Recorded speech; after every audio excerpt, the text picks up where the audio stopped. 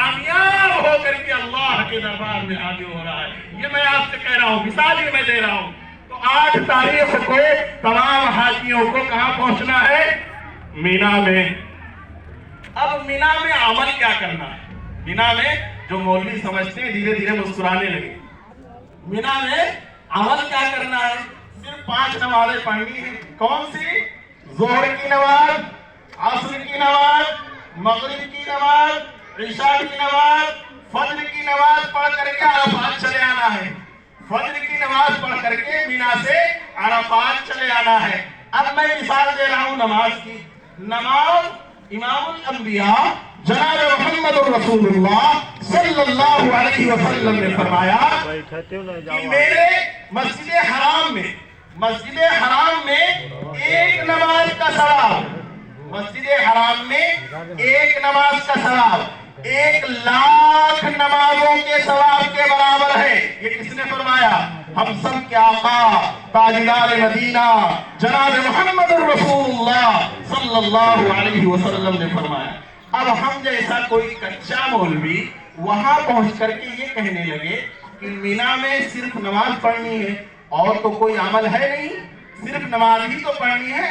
اور مینا وہ ویران وادی، جو گئے ہیں جنہوں نے دیکھا ہے اور جو نہیں گئے ہیں ان کی دلوں میں تمنا ہے، وہ ویران وادی ہے میرے دوستوں، میں دیکھ کر کے آیا ہوں، وہ ویران وادی ہے، وہ مینا جا کر کے 5 وقت کی نمازیں پڑھنی ہے۔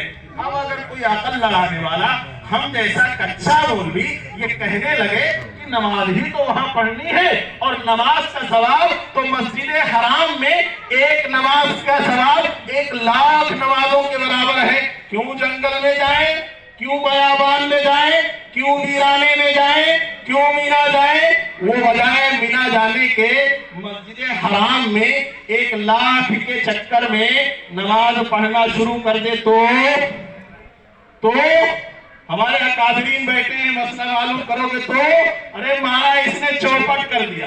نماز پڑھنا تو کیا، اس کے لیے وہاں ٹھہرنا بھی جائز نہیں، اس کے لیے وہاں ٹھہرنا ہی جائز نہیں۔ معلوم ہوا نماز میں فی نفسی ہی نہیں، نماز اس وقت عبادت ہے جب اللہ کے حکم کو شامل ہو، جب اللہ کے حکم کو شامل ہو۔ ارے یہاں نماز ہی تو پڑھتا یا اور کچھ کرتا، مسجد حرام میں نماز پڑھتا، مینا نہ جا کر کے مسجد حرام میں نماز پڑھ رہا ہے۔ بتاؤ علماء یہ کہیں گے نماز پڑھنا تو دور کی بات، نماز پڑھنا تو دور کی بات، مسجد حرام میں اب 8 تاریخ میں ٹھہرنا بھی حاجی کے لیے مناسب نہیں ہے، ٹھہرنا بھی جائز نہیں ہے۔ اب وہاں ظہر کی نماز پڑھی، عصر کی نماز پڑھی، مغرب کی نماز پڑھی، عشاء پڑھی، فجر پڑھی۔